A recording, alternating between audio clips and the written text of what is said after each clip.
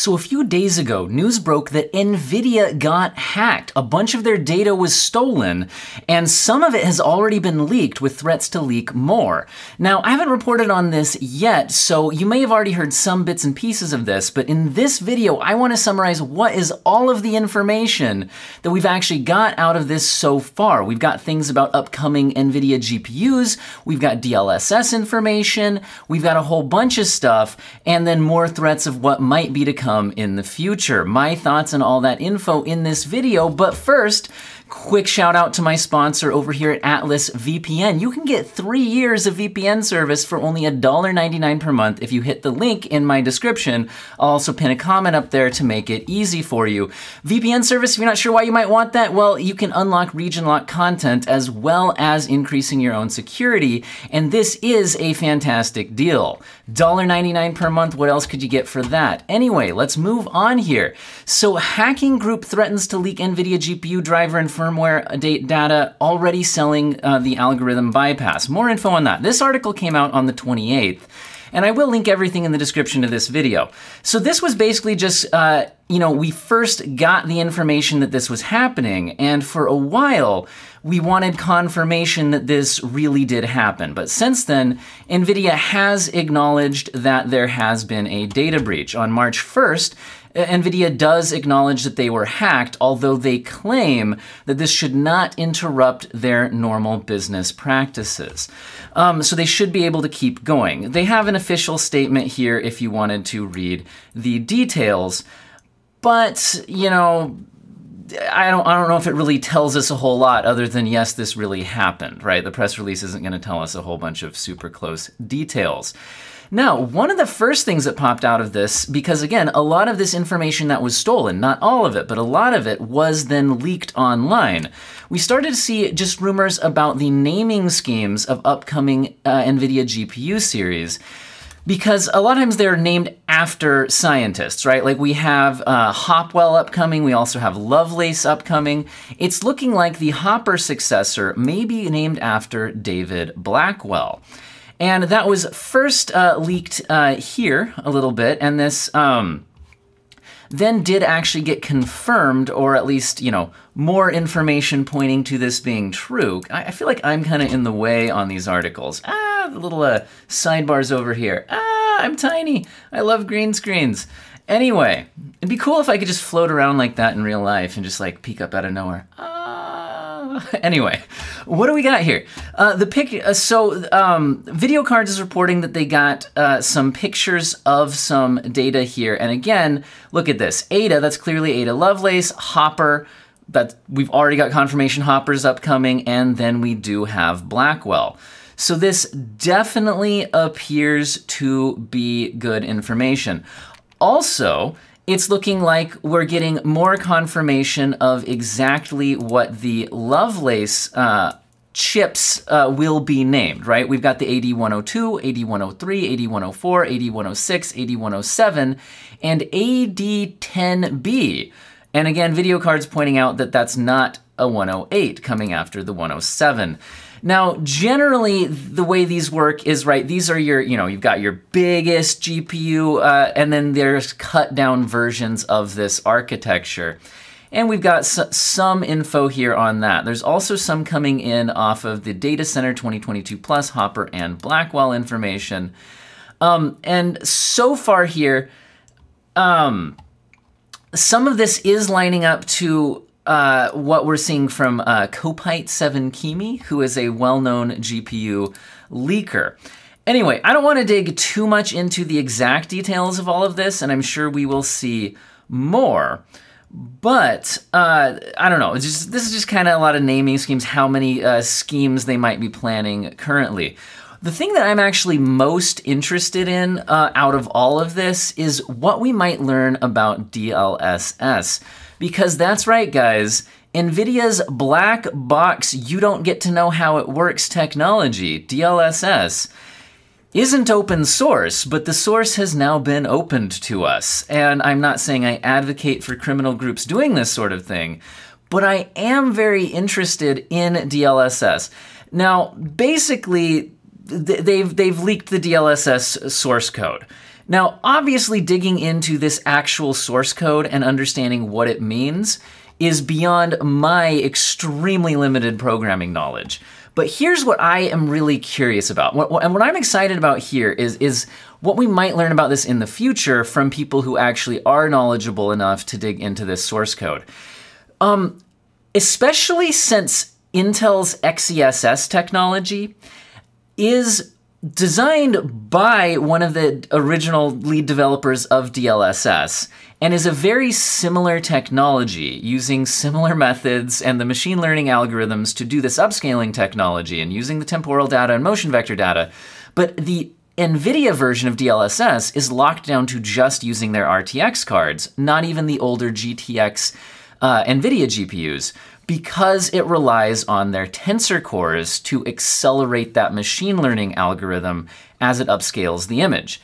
But Intel's XeSS, while it will rely on Intel's own machine learning acceleration on their chip, their hardware, theirs will also offer, Intel's to be specific here, will also offer a fallback to support other GPUs, including Nvidia and AMD GPUs, using, I believe it's called DP4A as a fallback. Now, that will come with a performance penalty, so it should boost performance more on Intel GPUs, but it should also work on other GPUs. And I have been suspicious all along that Nvidia has been artificially limiting DLSS to just working on their tensor cores. And I've always wondered, could they do something like a DP4A fallback so that maybe your older GPUs or your AMD GPUs could also run it, but just receive a smaller boost to performance? Now, the big question mark isn't necessarily could they do that, because I have absolutely no question in my mind that DLSS, the algorithm itself, could run on some other hardware.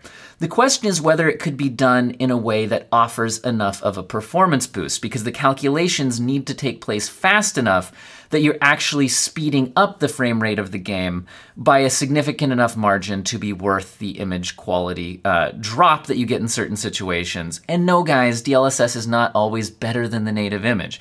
Certain elements of it are, but especially in motion, there's usually still some ghosting issues.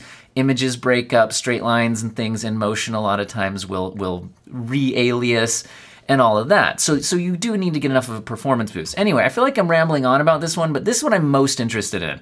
I'm curious if somebody who is more knowledgeable about this source code than me could dig into it and figure out if this is something that could have been done. Like, is this being artificially limited to just running on those tensor cores as a incentive for people to upgrade from the older GPUs? Because honestly, guys, I think the most promising thing about DLSS is keeping GPUs viable longer. For example, maybe on my RTX 3080 right now, I don't even really need to use DLSS because my native resolution performance is great. But if you hang on to this card for like 5 years, maybe it starts struggling, right? So using DLSS, though, could be a great way for it to hang on and increase its longevity. So if this actually ran on a GTX 1080 or something like that, maybe Nvidia would be scared that people wouldn't want to upgrade, you know? Question mark? Anyway, so other information coming in. So for one thing, these hackers are also demanding that Nvidia should make their drivers open source, or else they will leak more data. Now, I would really be surprised if Nvidia actually gave in to that demand. Because, like, I just don't think it looks good from the company's perspective to be like, yes, we will be held ransom by attackers and we will give in to their demands. I don't think that's a good look for Nvidia. But I think that could mean that we then get more data leaked. So, in other words, this might not be over. We might still get more information. And in terms of one of the big things that we might see happen, and I personally, as not a crypto miner, I'm more interested in the gaming GPU market getting more affordable again, which it currently is, which is fantastic. Still too high, but getting better. this is not the article I meant to click on. Here's the one I meant to click on. Hackers demand $1 million for Nvidia LHR bypass and still threatening to leak source code. So Nvidia has hash rate limited a lot of their GPUs, because the idea here is then to help gamers actually be able to buy these, because if their hash rate, again, is, if you're not into it, is related to crypto mining. The hash rate is how good it is at mining crypto. So by limiting that hash rate, it helps decrease the mining value of the GPU, which can help keep it affordable for actual gamers, right? Now, there's various ways to boost it back a bit beyond the hash rate limit, but Nvidia themselves should have a way to entirely bypass the hash rate limit. And the hackers claim that they have that ability and that they're willing to sell it. If this information got out there widespread, the big downside to me then would be we could then see the mining value of Nvidia GPUs go back up, which could then hurt some of the decline in their mining value. Although that's all still really complicated, because I think part of why GPU prices are coming down right now is also just because we're getting closer to proof of stake. Theoretically, so we've been getting closer to proof of stake for over a year now, and it has been delayed a bunch. But given that the GPU prices really have come down, see my recent video on that, they still need to come down a lot lower, don't get me wrong, but they are trending down pretty consistently. I don't know, guys. I don't want the mining rates to get better, right, as we're finally seeing price values on these coming down. Now, a few other quick little things I was going to throw in there was that we could see large L2 caches, which could be similar to AMD's Infinity Cache idea on these Ada Lovelace GPUs. And again, I think that this is new leaked information. I wasn't clear if this leaked information was coming. What is their source? Is this coming from their leaked source code? I think it fits into this, but to be honest, I didn't bump into that. But to me, that is really interesting. Because I think that Infinity Cache has been a really successful method for AMD to handle their memory bandwidth. It has been a really interesting technology, and seeing NVIDIA moving to larger L2 caches, I think, would be very good for their GPU performance. And did I have anything else for us in the hardware news here? It is interesting that we could be seeing, this isn't related to the NVIDIA leaks, but I'll just throw it in at the end here, that, again, rumored that we could be finally seeing the 3D V-Cache version of the Ryzen 5800 coming in March. There's a lot of rumors pointing to that being the case, as well as Epic Milan X and Threadripper Pro. So that would be cool to see. All right, this video is getting a little bit long, and I've got to get to work. So I hope all of you have an excellent day, and I'm interested in your thoughts on all this in the comments section.